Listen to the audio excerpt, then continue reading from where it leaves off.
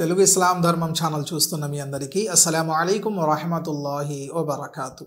నా ప్రేమ సోదర మహాశివులారా, అల్హమ్దులిల్లా, అల్లాహ్ యొక్క దయ వలన కృప వలన మనమందరం కూడా ఇస్లాం ధర్మంలో మన యొక్క పవిత్రమైన జీవితాన్ని సాగిస్తున్నాము. ఈరోజు ప్రశ్న ఏమిటి అంటే, ఉపవాసంలో ఉన్నప్పుడు ఒక వస్తువు తాగడం వలన ఉపవాసం భంగం అవ్వదు. ఆ యొక్క వస్తువు ఏమిటి? మీకు కనుక తెలిసి ఉంటే కింద కామెంట్స్లో రాయండి, లేదా ఇన్షాల్లా నెక్స్ట్ వీడియోలో మీకు సమాధానం దొరుకుతుంది. నా ప్రేమ సోదర మహాశివులారా, మనలో చాలామంది ఇప్పటి వరకు నాకు చాలా మెసేజెస్ వచ్చాయి దీని గురించి, అందుకనే వీడియో కూడా చేద్దామని చెప్పి ఆలోచన చేశాను. చాలామందికి ఈ యొక్క ప్రశ్న ఉండవచ్చు. ఇన్షాల్లా ఈ యొక్క వీడియోలో నేను మీకు సమాధానం చెప్తాను. శుక్రవారం రోజు అనగా జుమా రోజు ఉపవాసం ఉండాలా లేదా? శుక్రవారం రోజు జుమా రోజు ఉపవాసం ఉండకూడదు కదా.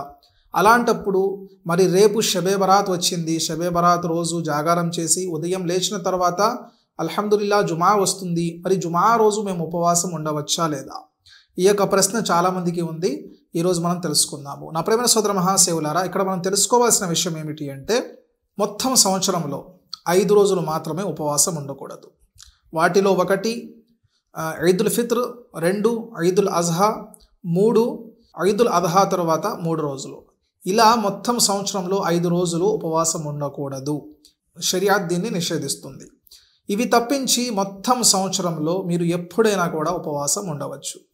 మరి శుక్రవారం రోజు జుమా రోజు ఉపవాసం ఉండకూడదు కదా అంటే, దానికి సమాధానం కొంతమంది ఎలా అనుకుంటూ ఉంటారంటే, ఉపవాసం ఉండాలంటే తప్పకుండా శుక్రవారం రోజు జుమా రోజు మాత్రమే ఉండాలి. అలా ఉండడం వలన మాకు ఎక్కువగా పుణ్యాలు లభిస్తాయి, ఎక్కువగా లాభాలు వస్తాయి, ఎక్కువగా మేము ప్రవక్త గారికి దగ్గర అవుతాము, లేదంటే అల్లాహ్కి దగ్గర అవుతాము అనే సంకల్పంతో చాలామంది శుక్రవారం జుమా రోజు మాత్రమే ఉపవాసం ఉంటారు. అలాంటి వారి కోసం షరియాత్ మనకి నిషేధిస్తుంది జుమా రోజు ఉపవాసం ఉండడానికి. మరి రేపు అనగా షబే బరాత్ జాగారం చేసిన తర్వాత మనం ఏదైతే ఉపవాసం ఉంటామో ఆ యొక్క ఉపవాసం అయ్యామే 20కు వస్తుంది. అంటే ప్రవక్త ముహమ్మద్ సల్లల్లాహు అలైహి వసల్లం గారు ఆయన యొక్క జీవితంలో ప్రతి నెల 3 రోజులు ఉపవాసం ఉండేవారు. ప్రతి నెల 13వ తారీఖు, 14వ తారీఖు, 15వ తారీఖు. ఇప్పుడు షబే బరాత్ ఏదైతే మన ముందుకు వచ్చిందో ఇది 15వ తారీఖు అవుతుంది. కాబట్టి ఎవరైనా ఉపవాసం ఉండాలి అనుకుంటే అదే సంకల్పంతో, అనగా షాబాన్ నెల ఉపవాసం ఉంటున్నాను అనే సంకల్పంతో మాత్రమే ఉపవాసం ఉండాలి. మరి కొంతమంది ఇలా కూడా చేస్తూ ఉంటారు, మేము షబే బరాత్ ఉపవాసం ఉంటున్నాము అని చెప్పి. షబే బరాత్కి ఎటువంటి ఉపవాసం కూడా లేదు. ఈ విషయాన్ని మీరు క్లియర్గా అర్థం చేసుకోవాలి. షబే బరాత్కి ఎటువంటి ఉపవాసం కూడా లేదు. మీరు ఏదైతే జాగారం చేసిన తర్వాత ఉపవాసం ఉంటారో ఆ యొక్క సంకల్పం మాత్రం, మేము షాబాన్ నెలలో ఉపవాసం ఉంటున్నాము, అది కూడా ప్రవక్త గారి యొక్క సున్నత్ విధానములో అయ్యామే 20 ఉపవాసంగా మేము ఉంటున్నాము అనే సంకల్పంతో మీరు ఉండాలి. అదే సంకల్పంతో ఉపవాసం కూడా మీరు పూర్తి చేసుకోవాలి.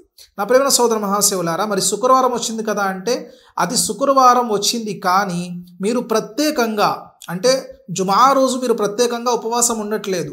మీరు నియత్ చేసుకున్నారు. ప్రతి నెల ప్రవక్త గారు 3 రోజులు ఉపవాసం ఉండేవారు. ఆ యొక్క రోజుల్లో జుమా రోజు వచ్చింది, అందువలన మీరు ఉపవాసం ఉంటున్నారు. అంతే తప్ప మీరు ప్రత్యేకంగా జుమా రోజు ఉపవాసం ఉండట్లేదు. ఈ యొక్క విషయాన్ని మీరు క్లియర్ చేసుకోవాలి. ప్రత్యేకంగా ఎవరైతే ఉపవాసం ఉంటారో వాళ్ళకి నిషేధించబడుతుంది.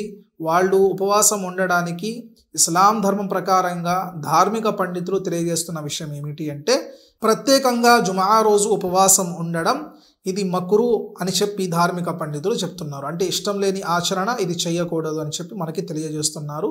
అందువలన ప్రత్యేకంగా జుమా రోజు ఉపవాసం ఉండకూడదు. అది తప్పించి మామూలుగా మీరు నియత్ చేసుకున్నారు, లేదంటే ఫలానా పని అవుతే నేను 3 రోజులు ఉపవాసం ఉంటానని చెప్పి నియత్ చేసుకున్నారు, అనుకోకుండా గురువారం రోజు ఉపవాసం ఉన్నారు, మరి 3 రోజులు అనుకున్నారు కదా. సో దాంట్లో శుక్రవారం కూడా వస్తుంది, శనివారం కూడా వస్తుంది. సో అదే నియత్తో మీరు, అంటే మీ పని పూర్తవుతే 3 రోజులు ఉపవాసం ఉంటాం అనుకున్నారు, ఆ 3 రోజుల్లో శుక్రవారం కూడా వచ్చింది, అలాంటప్పుడు మీరు ఉపవాసం ఉండవచ్చు. దానివలన ఎటువంటి ఇబ్బంది లేదు. అదేవిధంగా ఎవరైతే రమదాన్ నెల ఉపవాసం వదిలిపెడతారో, కావాలని చెప్పి వదిలిపెట్టేస్తారో, వాళ్ళపైన కఫారా ఉపవాసం ఉంటుంది. అది ఎన్ని రోజులు? ఎడతిప్పకుండా 60 రోజులు ఉపవాసం ఉండాలి. మరి ఆ రోజుల్లో కూడా మనకి జుమా రోజు వస్తుంది. సో అలాంటప్పుడు కూడా ఉపవాసం ఉండవచ్చు. కానీ ఎవరైతే ప్రత్యేకంగా మేము జుమా రోజు ఉపవాసం ఉంటామంటారో వాళ్ళకి నిషేధం. అలా కాకుండా మీరు సంకల్పం చేసుకున్నారు, లేదంటే షవ్వాల్ యొక్క ఉపవాసాలు వచ్చాయి, షాబాన్ నెల ఉపవాసాలు వచ్చాయి, రమదాన్ నెల ఉపవాసాలు వచ్చాయి, ఆ రోజుల్లో ప్రతి దాంట్లో కూడా జుమా వస్తుంది, ఆ యొక్క ఉపవాసం ఉండాలా లేదా అంటే దాని వలన ఎటువంటి ఇబ్బంది లేదు. ప్రత్యేకంగా మాత్రం శుక్రవారం జుమా రోజు ఉపవాసం ఉండకూడదు. ఈ యొక్క విషయాన్ని ప్రతి ఒక్కరు కూడా అర్థం చేసుకోవాలి. ఇంకా మీకు ఏదైనా సందేహాలు ఉంటే ఇక్కడ కనిపిస్తున్న నెంబర్కి మీరు మెసేజ్ చేయవచ్చు. ఇన్షాల్లా దానికి మీకు సమాధానం చెప్పడానికి నేను ప్రయత్నం చేస్తాను. అస్సలాము అలైకుం వరహ్మతుల్లాహి వబరకాతు.